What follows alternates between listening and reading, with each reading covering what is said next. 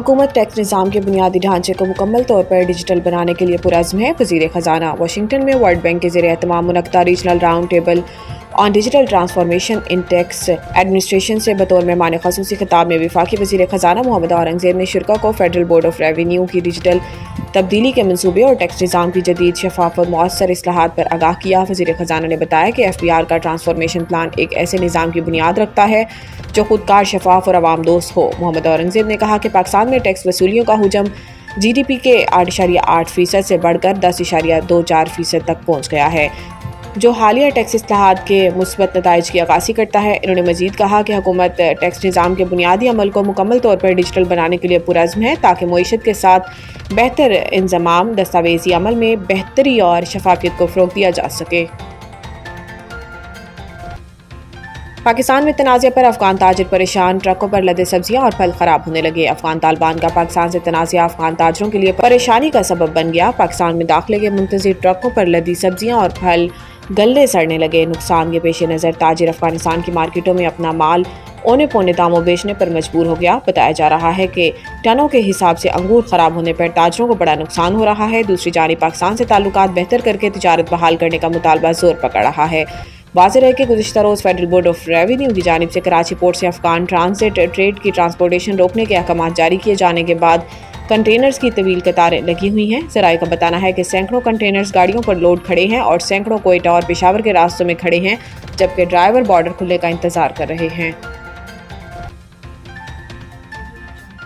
مریم نواز سے کابینہ میں شامل ہونے والے نئے وزراء کی ملاقات میں پارٹی اور سیاسی امور اور ملکی حالات پر گفتگو ہوئی۔ امن و امان کی صورتحال کے حوالے سے تبادلہ خیال کیا گیا۔ وزیر اعلیٰ پنجاب مریم نواز شریف نے صوبائی وزیر قانون رانا محمد اقبال خان اور صوبائی وزیر محنت اور انسانی وسائل خواجہ محمد منشاء اللہ بٹ کی کابینہ میں شمولیت پر خیر مقدم کیا۔ مریم نواز شریف نے رانا محمد اقبال اور منشاء اللہ بٹ کی کابینہ میں شمولیت کو خوشائند قرار دیا۔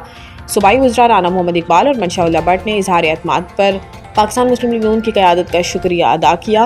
وزیر قانون پنجاب نے وزیر اعلیٰ پنجاب مریم نواز شریف کے پرامن پنجاب کے ویژن کو سراہا۔ وزیر اعلیٰ پنجاب مریم نواز شریف نے فیکٹری ورکرز اور مزدوروں کی رجسٹریشن میں شفافیت کی ہدایت اور صوبائی وزیر محنت کو مقررہ کردہ اجرت کی ادائیگی یقینی بنانے کا حکم دیا اور کہا کہ شہریوں کے جان و مال کی حفاظت ہماری پہلی ترجیح ہے۔ صوبائی وزیر قانون رانا محمد اقبال خان نے کہا کہ چند ماہ کی قلیل مدت میں صوبہ بھر میں امن و امان کی فضا بہتر ہوئی ہے۔ حالیہ سیلاب سے معیشت کو 822 ارب روپے کا نقصان، 70 اضلاع میں 65 لاکھ سے زائد افراد متاثر۔ اسلام آباد پاکستان کی معیشت کی حالیہ سیلابوں کے باعث 822 ارب روپے کے بھاری نقصانات کا سامنا کرنا پڑا، جس سے ملک کے 70 اضلاع میں 65 لاکھ سے زائد افراد متاثر ہوئے۔ منصوبہ بندی اور اقتصادی امور ڈویژن کی سرکاری دستاویزات کے مطابق سیلاب کے باعث زراعت اور انفراسٹرکچر سب سے زیادہ متاثر ہونے والے شعبے ہیں۔ رپورٹ میں کہا گیا ہے کہ پاکستان کو اپنی تاریخ کی شدید ترین مونسون سیلابوں میں سے ایک کا سامنا ہے، جس سے انفراسٹرکچر، روزگار اور بنیادی خدمات کو تباہ کن نقصان پہنچا۔ ابتدائی تخمینوں میں نقصان 744 ارب روپے بتایا گیا ہے، جو اب بڑھ کر 822 ارب روپے تک جا پہنچا۔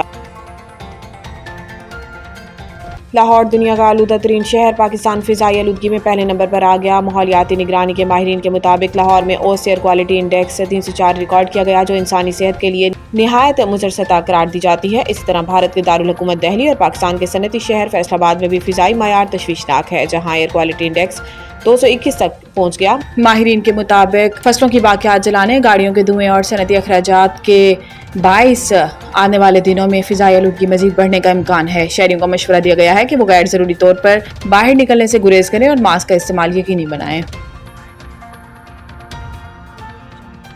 ویمنز ورلڈ کپ، آسٹریلیا نے سیمی فائنل میں قدم رکھ لیے۔ وشاکھاپٹنم میں کھیلے گئے میچ میں بنگلہ دیش کی جانب سے ٹاس جیت کر پہلے بیٹنگ کا فیصلہ خاص مؤثر ثابت نہ ہوا۔ بنگلہ دیش کی ٹیم ابتدا سے ہی مشکلات کا شکار رہی اور مقررہ اوورز میں 9 وکٹوں کے نقصان پر 198 رنز بنا سکی۔ سبحانہ مستاری نے 66 رنز کی ناقابل شکست اننگز کھیلی، جبکہ روبیہ حیدر 44 رنز بنا کر نمایاں رہیں۔ آسٹریلیا کی جانب سے Alana King, Ashley Gardner, Annabel Sutherland اور جارجیا ورہم نے 2-2 شکار کیے، جبکہ میگن اسکٹ نے 1 وکٹ حاصل کی۔ جواب میں آسٹریلوی اوپنرز نے انتہائی جارحانہ انداز اپنایا۔ کپتان الیسا ہیلی نے صرف 77 گیندوں پر 113 رنز کی وکٹ رفتار اننگز کھیلی، جس میں 20 چوکے شامل تھے۔ فیبیلا شیفیلڈ نے 72 गेंदों पर 84 रन बनाए। इन्होंने 12 चौके और 1 छक्का लगाया। दोनों बैटर्स ने 202 रन जोड़कर टीम को सिर्फ 44.5 ओवर्स में फतह दिला दी। इस फतह के साथ ऑस्ट्रेलिया रवां इवेंट में सेमीफाइनल्स में पहुंचने वाली पहली टीम बन गई है।